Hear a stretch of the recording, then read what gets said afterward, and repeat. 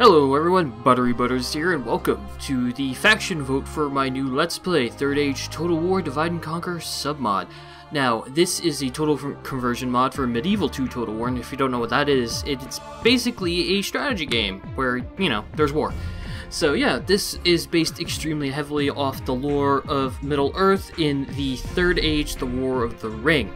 Now, I realized quite a few of my subscribers may or may not know about the Lord of the Rings lore as much as I do. Some of you may not. I'm a bit of a nerd about it. So, to go along with the faction vote, which, if you take a look at the poll, it's just a list of, you know, factions, which you probably don't know anything about. I'm actually going to go through them one by one in the order in which they appear. I'm going to try to do good first, neutral-ish, and then evil. So, we're going to start with Gondor, which is, of course, the one that you know about if you've watched The Lord of the Rings. They are right here. They have the White Mountains for protection and the Bay of Balfalas down here. Hopefully I'm capturing my mouse. If not, I'm going to be very annoyed. And they start in close proximity to Mordor, which is the big, you know, super evil faction. They have the Men of Harad and the Corsairs of Umbar to the south to worry about, and they have the Easterlings of Rune to worry about. Technically, they also have Khand, but Khand is kind of out of the way. Basically, the problem with Gondor is they've got a big realm, but it's undeveloped, and the cities that are in danger that don't have a garrison, basically, which would be these cities right here, which would be West Osgiliath, Cair Andros, I forgot this, North Ithilien, I forgot the actual name, and Minas Tirith. They don't have garrisons. They do have the Principalities of Dor Amorth protecting the south from the Corsairs, and they have Rohan protecting them from Isengard in the north. However, typically, this faction right here, the clans of Endinwoth, will push down and declare war on you. The strengths of Gondor is that they have very good heavy infantry, they have very versatile roster, they can get very good armor, and they have a very big starting domain, and as you can see, they're surrounded by enemies, close proximity to opponents. They have regional training restrictions, which means some of their best units can only be recruited in Minas Tirith and Osgiliath, which means some of your best units from, like, here, you can't really get them. So, Gondor, they have to hold 40 provinces, they have to eliminate Mordor, the Traps of Harad, and the Haven of Umbar. So basically, this section right here, they need to get rid of, which is a pretty large task. It's pretty tough to play as Gondor, but... And keeping with Gondor, you have the Principality of Dol Amroth, which is this little section right here. They start off much smaller, and, they are the ones who are mainly going to be taking the brunt of the Corsairs and some of the Harad. It's pretty hard to play as Dol Amroth, but they get the best heavy infantry, cavalry in Middle-earth by far. As you can see, they also have the regional training restrictions, and their units are really expensive to recruit. But again, a strong, versatile roster, and the best heavy cav in Middle-earth, of course. I could go into a lot more with the lore of this, but I might do that at a later time. Basically, these guys are a principality under the protection and in the service of Gondor. Basically, they are Gondor, but they aren't. This is where, I believe, the Elves landed, I believe, and they set up a haven here, which is why the men of Dol Amroth are called, have Elven blood in their veins. Numenor, the men of Numenor landed in this area right here. As a matter of fact, Elendil brought the Stone of Eric over here, and that's when the Mountain Men swore their oath to him, and then he established the realm of Gondor. But blah blah blah blah, you got all that lore that you're probably not very interested in hearing. Okay, and the third major, like, good faction, like, of men, would be the Kingdom of Rohan, the Horse Lords. They're right here, right to the north of Gondor, with Gondor protecting their eastern flank a little bit. Eventually, Mordor and the Shadow of Mordor will push down a little bit. They have the Ents of Fangorn here, who are pretty much neutral, Lorien, who is neutral to them, and then they have Isengard, who they don't start at war with, but they declare war on you within 3 turns, because, you know, Isengard. So yeah, you have to worry about that. Isengard has a very good heavy infantry roster with good pikes. However, the Kingdom of Rohan has the best versatile horse roster. They have a very good cavalry roster, but they don't have the best of cavalry in anything. They don't have the best lancers, they don't have the best melee cavalry, they don't have the... I think they have the best light cavalry, but they also don't have the best horse archers. And they don't have very good foot units. They are underrated and versatile, but they're not good. So yeah, that's something you do have to worry about.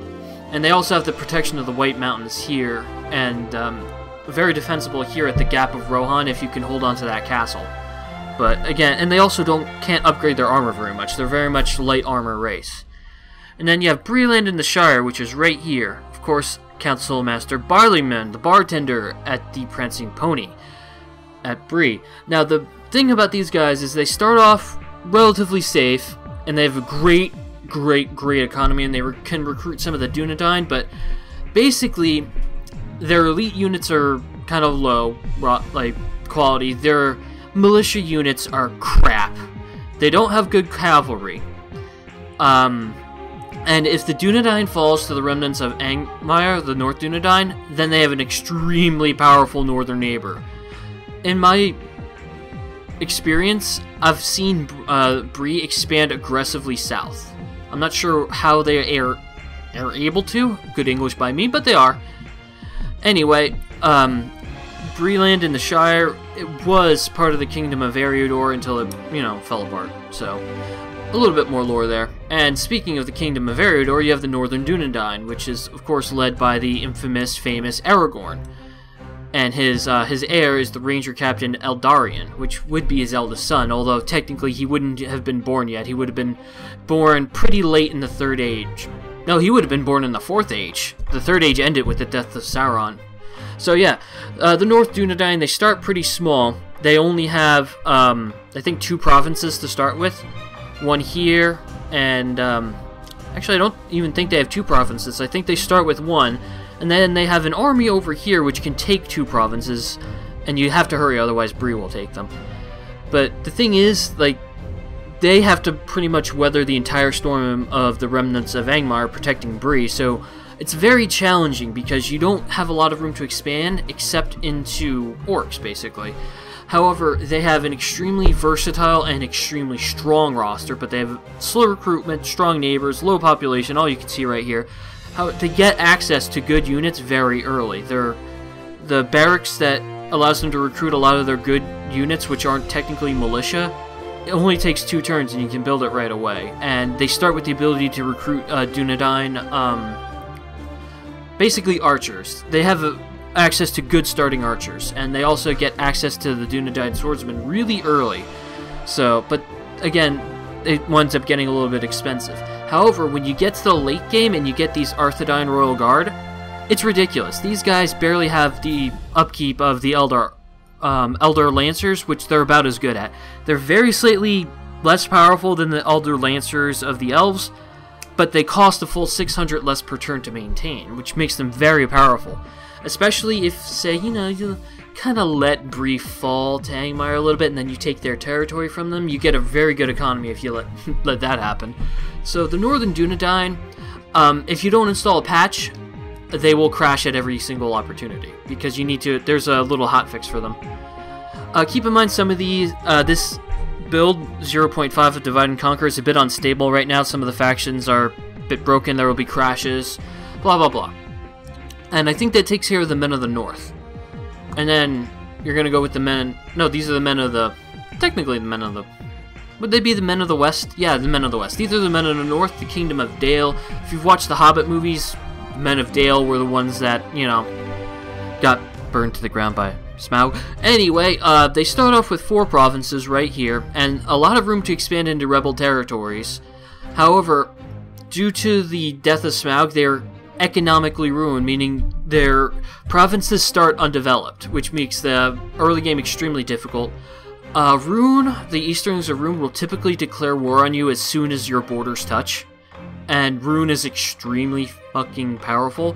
Eventually, the Shadow of Mordor will also expand and then declare war on you as well, which is annoying because they have the Nazgul, and the Nazgul are powerful. But they have very, very good archers. Borderline best human archers in Middle-earth. They also have pretty good foot units. They have decent meat shields, and these Dale Swordmasters are great shock troopers, very good attack. Their archers aren't as accurate and don't have as long range as, say, the men of the Vale of Anduin or the Dunedain, but they get armor-piercing arrows. The lore behind that is they use the black arrows that King Bard used to slay Smaug. They're armor-piercing, obviously. So, Dale is a pretty interesting faction. If you can build up, you can steamroll. However, you gotta worry about ruin, and I've always noticed invasions are a thing in this game, by the way. Anywhere between turn 15 and 40 an invasion will be called, and evil factions will join it. They're basically the crusades and jihads of this, and almost always Dale gets targeted first. I've seen Dale not get targeted once, and that's when I took Goblin Town, the high pass from the Orcs and Misty Mountains. Get to that in a second. And speaking of Anduin, Vale of Anduin. These are the men that inhabit the either side of the Great River Anduin in the north of Lorien and south of the Grey Mountains. And if you watch The Hobbit, this would be the area that Bjorn ruled over. Obviously, Huntmaster Bjorn. They have a strong economy due to their proximity to the river. A lot of their cities can get ports, so they get sea trade between their cities. They have very, very good range roster, very accurate long-range missiles, and that's lore-friendly too. Even the Eagles of Manwë, Manwë was one of the Valar, created those eagles, feared these guys due to their accuracy. And they're great with ambush, and they've got good defensive units, but they can't get good armor. They don't have good elite units. They're surrounded by their enemies, basically. And they have restricted construction, rather like the Elves. So it's pretty tough, because Shadow of Mordor, pretty powerful. Orcs of the Misty Mountains, if they aren't too busy with the Elves, will give you a hard time. So Vale of Anduin's pretty tough to play as. Next Vale would be the Vale of Dor-winion. They have the Sea of Ruin and, I think, Selduin River. So they get a very good economy. However, Ruin will declare war on you within 3 turns, basically, even if you have trade. So you have to deal with Ruin very early. However, if you can expand and take some of these rebel settlements, you get a very, very strong economy. I'm trying not to go too far into the lore here, but always, if you play as Dor-winion, you have to make a choice at some point. Your ruling council has to make a choice whether to make your military human-based or elf-based, basically. The Avari Elves, the Dark Elves, are in the Vale of Dor-winion. The Avari Elves have very good heavy infantry, very good heavy archers, and decent cavalry, but they're extremely expensive and slow recruitment. Meanwhile, the men that you get are... You can recruit them faster, they're not as expensive, they're much more numerous, but they just aren't as good. Also, their militia units are pretty crap. But they're obviously got a very good economy and their roster is versatile, so you can field a lot of armies, so... Dor-winion is interesting. And I believe that's the last of the men. Yeah, I think next... Yeah, Dwarves and Elves would be next. Okay, so we're gonna go with Dwarves. I love Dwarves, by the way. And you have 2 Dwarvish factions you can play as, one of which is the third is unstable. First is the Dwarves of Erebor and the Iron Hills, which would be the Dwarves of the north here between these 2 mountain ranges. They also used to have the Grey Mountains, but they got taken by goblins. Basically, Dwarves have one thing and one thing going for them alone. They have the best infantry in Middle-earth, bar none. By far. They have excellent militia infantry with amazing morale. They have excellent middle infantry. They have amazing elite infantry. Problem is, the ranged options, I cannot speak. The ranged options are very short because the archers they get are pretty low quality. The crossbows need a direct line of sight basically to fire. Their axe throwers are very short range and meant to skirmish. And as you can imagine, dwarves are short, they're not fast, so they can't skirmish well. Another thing that's bad about them, very weak to missiles because they can't effectively chase down skirmishing troops because they're so short and slow. Normally you'd counter that with cavalry, but they can't recruit their own cavalry, they have to hire mercenaries, and that gets extremely expensive. But to offset that, Erebor, which is their main city, can trade with quite a few people right away, and the mines at Erebor and the Grey Mountains and Iron Hills are all extremely valuable. If you can solidify your position and not piss off Rune too easily and take Dane's Halls away from the Orcs of the Misty Mountains and push on Gundabad and Karn Dûm, build mines all there, you've got a great economy going. And that's what's really strong about these wars. That way you can hire the cavalry that you need to be able to chase down those skirmishers so they, you know, the javelins don't tear your armored units a new one. And the same thing goes with the Dwarves of Luin, rather. they inhabit the far western Blue Mountains, and they have the Elves of Lindon directly south of them. And they have a lot of rebel territory they conquer before they have to get to a battlefield, and they're going to be fighting the remnants of Angmar for a long time. Of course, they have the same exact weaknesses of the Dwarves of Erebor, is that they have very few ranged options, although they have slightly more ranged options than Erebor. No dedicated cavalry, and their mercenary cavalry options are much worse, because they don't get the Dale cavalry, and Dale cavalry are better than the cavalry you can get over here. Again, their units are expensive, they're expensive to maintain, they don't replenish very quickly, although they're faster than the Elves. And their starting domain is small, you only have 3 provinces to start with, and it's remote, and you have to push to gain territory. So, those are the weaknesses, but again, they have the same exact strengths as the Dwarves of Erebor. And you have the Dwarves of Khazad-dûm. Basically, they start with Khazad-dûm, which is Moria, and they can have a strong economy, and that's about it. I've never tried them. They have good elite heavy infantry and all that fun stuff. Same thing as the regular Dwarves of Anduin and Erebor. It's just that their campaign is kind of bugged. The way it's supposed to go is you're supposed to take command of their army, retake Moria from the goblins, build, and eventually try to defeat the Balrog, but the Khazad-dûm campaign is pretty broken right now, and it doesn't work properly, so I would not recommend voting for them in the faction vote. Man, all this talking about factions, making me thirsty. On to my favorite set of factions would be the Elves, and we're going to start with the Grey Havens of Lindon. Actually, technically, if you vote, it's just going to be the Noldorian Elves, which would be Imladris and the Grey Havens. They're the same exact kingdom, it's just that Círdan manages the Grey Havens separately from Imladris just to make it easier. And that's also why they split into 2 factions. Now, the Grey Havens of Lindon they have 3 territories to start with. They can expand to 5 relatively easily. 6, and they can expand to 8 with a little bit of luck and bum rushing. They don't have any nearby enemies, and you can trade with the Dwarves of Erluin very easily, and they have the best sea trade in Middle-earth. I think, barring the Dor-winion capturing Rune and using the Sea of Rune, they have the best sea trade in Middle-earth. Their economy is incredible. However, they have extremely low population, so in any settlement that doesn't have a harbor, they're going to have a piss-poor economy. Also, in your main provinces of Harlon, Forlon, Lond, Erethin, and Mithlond, you have to deal with immigration, which means they're sailing west, so you have to build up your population buildings early, otherwise you're going to get to the dreaded Medieval 2 bug of not being able to grow your cities if you fall below 150 population. If that happens, I will cheat it in, because that's a bug. They have the strongest roster in Middle-earth. They have amazing heavy infantry, they have amazing heavy cavalry, they have amazing spearmen, they have amazing archers. They're slow recruitment, incredibly expensive. They can't build above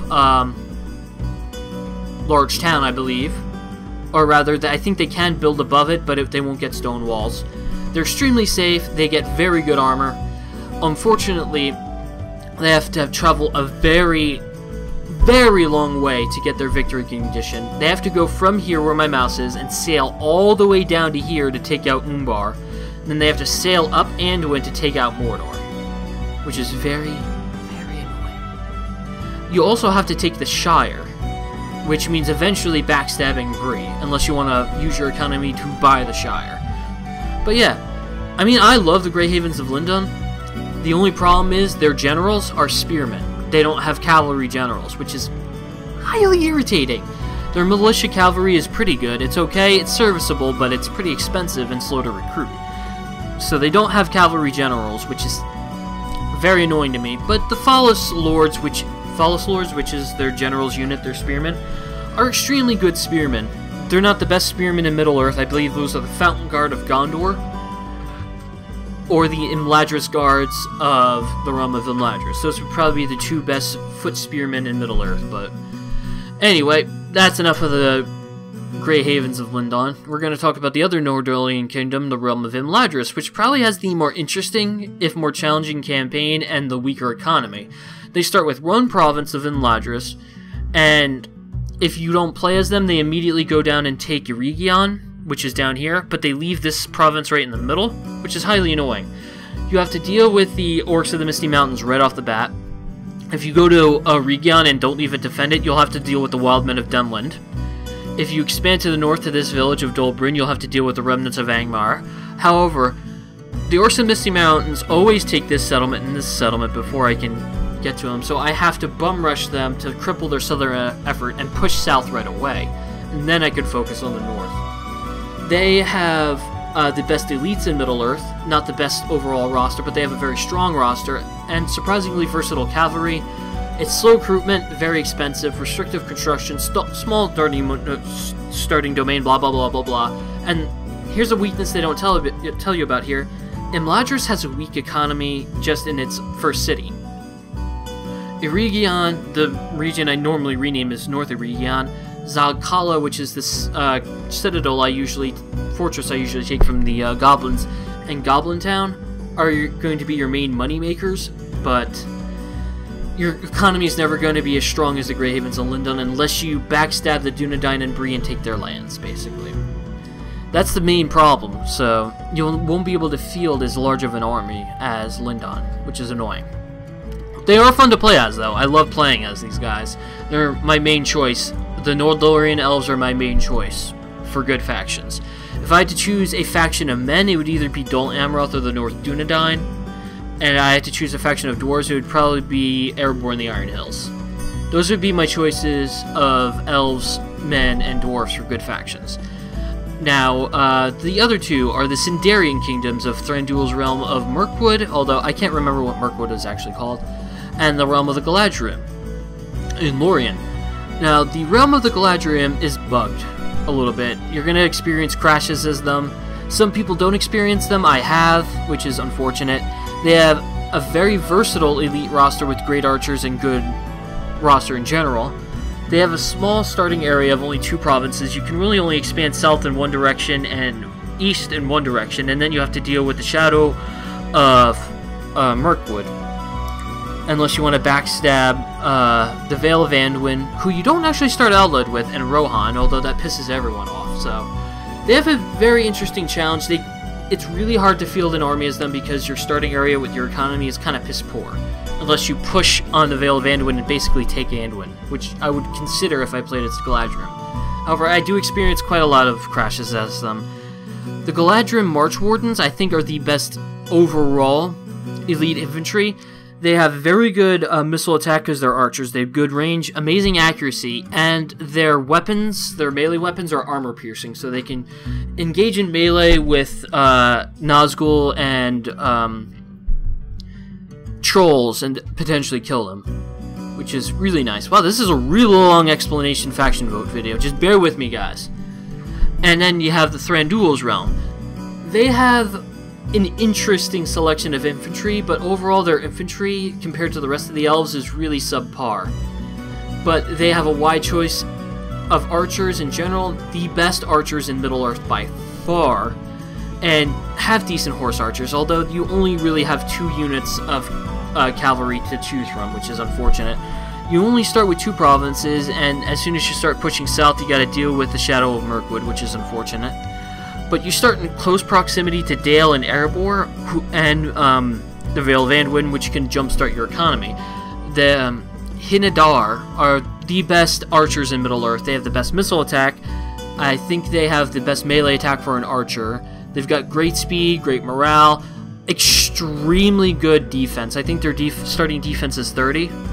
And your generals will generally be Hinadar. Generally. Sometimes they'll be different. But again, slow recruitment, expensive unit, restricted constructions, all the main weak points of the elves. Okay, now I'm going to show you the 2 neutral factions. Factions who can go either way. And I'm going to start with the wild card here, the Haven of Umbar. Now, lore-wise, these guys are bitter enemies of Gondor. However, technically, they don't really have any allegiance to any evil faction either. So, what you could do is, the first thing you could do is make peace with Gondor and backstab Harad. Because just imagine all this territory is yours. If you can take it, you do have to worry about betraying Sauron invasions, but Umbar has the roster to be able to take out Harad and Khand before they get their extremely good units, because they have a very versatile roster with excellent elites. They have a very early game. It says few expansion options here, but if you take out Harad, oh yes, you're very good. So yeah, you do have to worry about that. Also, I do believe eventually the Elves of Lindon will declare war on you to try to get their victory conditions, and they are tough, so you have to worry about that. But I would bet, if as Umbar, I would declare peace with Gondor and trade, as well as with the Amorth, and I would betray the Dark Lord. Because you can very easily do that. However, if you just, go as the AI, they will typically be an evil faction. And now you have the clans of Endenwath, which are the realm of men right here, and they typically expanded to here. They don't have any enemies to start with. However, in every single game I've played, they've always allied with the evil factions, which is unfortunate. You can play it however you want, however it's very difficult. You have to ally Rohan early to try to keep Dunlin and Isengard off your back. Their roster is very weak, but their javelin units are by far the best in Middle-earth, and they are deadly. I think one of their elite javelin units can actually destroy a group of Elder Spears, but I haven't actually tested them. If you can unite this area, you have a very good economy, but you do have to worry about Dunlin, which isn't really much of an issue. Lindon, which is much more of an issue if they get aggressive. Bree, which is an issue if they get aggressive. Isengard, which is a big issue. And Gondor, who will probably get aggressive towards you at some point unless you get peace with them. It's very annoying. But I think Endenwath as a realm of men is the most difficult faction because everything is so uncertain. Which is why I probably won't be playing them even if it wins the vote, so sorry. Okay, 26 minutes in, and I haven't talked about any of the evil factions. And we're going to go in reverse here because I want to end with Mordor. Whew, I'm running out of breath here. Going to start with the Easterlings of Rune, which are right here. You don't start at war with Dor-winion, but you're probably going to push on them early. You can get a lot of rebel provinces here. You can defeat the Dwarves of Erebor very easily because of your skirmisher units. You have extremely powerful elites, and your elite cavalry is extremely good, but your militia is basically crap. Your roster is extremely small, your units are expensive, and you're pretty remote. So you pretty much have to go to war to expand, which is unfortunate, but they have a very good roster, and they have the economy to support it once you take out Dor-winion and have complete control of the Sea of Rune. I'm going to try to keep the evil factions a little bit, down here. The Varyags of Khand are the kind of the wild card, the one that really no one really knows about. They start here, and they can expand here. They're extremely remote, and it's very hard for them to push forward to any battlefield. They have the best cavalry archers, a very good mounted roster, and extremely fast cavalry. But they don't have a lot of areas where they can recruit their elite units, and they're very remote. They don't have good armor.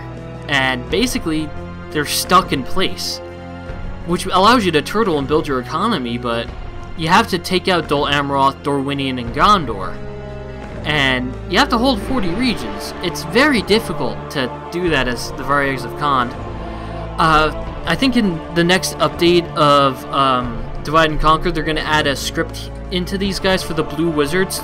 If you watch The Hobbit or listen to it or read it, you know that Gandalf mentioned them to Bjorn, saying he does not remember their names. Well, lore-wise, they went west to disrupt Mordor, and it said in a couple texts that they failed their mission, and a couple other texts that they just haven't been heard from. But it's rumored that they were trying to go to Khand and to the Red Mountains where the Ocarina dwarves live, trying to get the allegiance of the Ocarina dwarves and trying to flip Khand to betray Harad and Rune. And they're going to add a script in there for the Blue Wizards where you can accept that and basically turn on the evil factions, which would make Khand a lot more interesting to play. Alright, next we have the Haradrim tribes of the south. Basically, the reason to play these guys is you have a large starting domain, very good economy, you're extremely safe, and you've got Mumakil. You have a huge starting domain, very good cavalry, but you don't have very many heavy infantry options, and your roster as a whole is weak. You pretty much have to rely on your massive tusked elephant thingies to win. and they're extremely powerful. However, they're also exceptionally expensive, so you gotta be careful. And you also do have to deal with Gondor and Dol Amorth, which is easier, you know. You think it might be easy. Oh, you only got 2 people to your west, you're fine. Not that simple. They're tough. Okay, next, for evil factions would be the Shadow of Mirkwood right here. And the best part about these guys is they get the Kumuls, I believe that's how you pronounce it, Mounted Shadow Guard. Basically, I think you have like 3 Nazgul generals, and all of them get this unit. And these guys are powerful as hell. These guys can bulldoze through pretty much anything Anduin has to throw at you. And they're very powerful against the Elves. I remember, like, even on medium, fighting these guys as the Elves, just this one unit, I ambushed these guys and like 3 other orcs. I ripped the 3 other orcs to shreds. These guys repeatedly charged into and pulled away from my spearmen and ripped my 2 units of spearmen a new asshole. Then they took out my this was as Mirkwood, by the way. They took out my my woodland wardens, which are the javelin units, which actually have a bonus against these guys and cavalry in general. We used up all of our javelins and engaged them in melee, ripped us a new asshole. And then I had my elite general archer unit firing at them constantly. Once my archers were done with the other units of orcs, they were all firing at them. And then he started to charge at us, and I had to use my archers in melee. I walked into a battle against 3 units of orcs and these guys, with 2 units of spearmen, 1 unit of javelins, 2 units of archers, and an elite general. I walked out of there with 1 unit of full archers and my general in tatters. I won, but it was extremely difficult. That's the main reason to play a Shadow of Mirkwood. You can expand pretty easily. You got all this space over here. Anduin is basically yours. The only thing you have to worry about is the Elves and Dale, basically. And once you get rid of them, you're pretty much golden. However, the roster is generally pretty weak, actually. They just have very good elite units and they can use trolls, which is pretty cool. Alright, next, going down the list here, we have the Orcs of the Misty Mountains. Where are you, Orcs of the Misty Mountains? There you go. Cons of the Orcs of the Misty Mountains. You gotta deal with Anduin and the Elves. And your units are extremely weak. However, your units are also extremely cheap in upkeep. You can get them very easily. Your starting settlements are very good. You get trolls, and your elite units are actually really good. But your construction is very weak as well, and you have very few cavalry options. Basically, your trolls are your cavalry. So, Orcs of the Misty Mountains are interesting, but not my favorite faction to even remotely consider. Isengard is next. Evil Isengard. The main reason to play as Isengard is the One Ring script in here allows you as Isengard to take possession of the ring and betray Sauron by making Saruman the new Dark Lord, which gets them some very good elite units. They have excellent elite units already. They have armor piercers in crossbows and their pikes. They have a Palantir, which really doesn't I mean, it gets you some extra trade and that's it. They get good armor upgrades, but they don't have very good cavalry, and their early game is very difficult. Pretty much have to bum rush the rebel settlements and declare war on Rohan, basically. Interesting, but again, I'm not a fan of the evil factions, so I guess I'll just leave them alone. Man, this is a long video. I'm not even any gameplay in it, all me talking and rambling. Alright, next, the Wildmen of Dunlin, the Dunlendings. These are the guys right here. They have a safe starting location with Isengard and Endenwath. You don't start at war with Endenwath, but you could. Eventually, you're at war with Bree, and you gotta worry about that, but your roster is very weak, but your units are cheap, simple to recruit. But again, I don't want to play as these guys. They're all lightly armored, very few heavy infantry options. They're quote-unquote heavy infantry or berserkers with no armor. I'm never going to play as Dunlin. I don't care if it wins the vote. I think Dunlin is absolute crap. I mean, someone could probably use it well, and if you can use it well, good on you. I just think Dunlin's crap. Next, the Remnants of Angmar. These are the guys up here. Basically, cheap units, excellent elites, trolls, poor cavalry, restricted construction, difficult early game. Your journalist bodyguards are good. You can push into rebel territory easily, but then you gotta take care of the very powerful North Dunedain and the Dwarves of Erluin. Basically, these guys are the Orcs of the Misty Mountains with a different enemy, and their starting settlements aren't as good. Not a fan of playing as an evil faction, and plus they have to destroy the Grey Havens, which is going to be insanely difficult. You have to outnumber them 10-1 to win, basically. And last, Mordor. Mordor is unstable. Basically, people are experiencing a lot of crashes playing as Mordor right now, which is why I left them for last. Also, a very, very big weakness of Mordor is you cannot gain new generals by adoption. Even with heroic victories, you cannot do it. You're stuck with the 6 Nazgul you have and like 3 Orc generals, I think.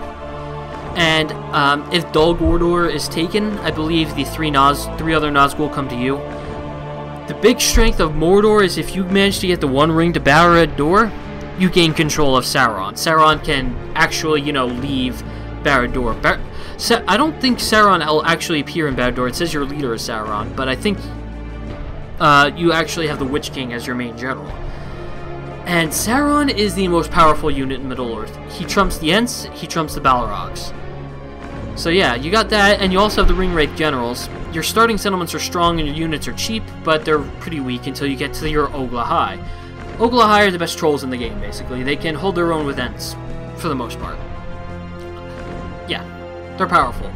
But again, I don't like evil factions. If I'm going to choose an evil faction, it's probably either Rune or Isengard, probably.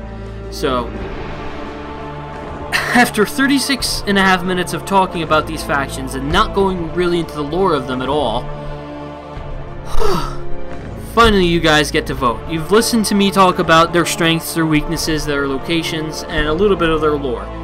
In the description, and as well as an annotation probably in the middle top of the screen thing, you can vote for any of the factions you want.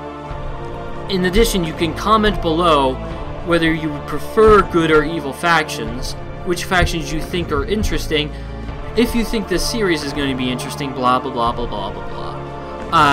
My first webcam video is with this mod, so if you want to know what the battles look like, you can go back to my updates. It's probably my last video before this, and actually take a look at that video, and you can see what the battle is like. I was playing as the High Elves, fighting a defensive battle against a superior Goblin force, and due to the high ground, I ripped them a new butthole. So, if you guys enjoyed that video and you would like to see more, this is the series for you. This series will be very long, and you may notice that, well, I've overlaid music into this already, into editing. Thank you, Editing Magic.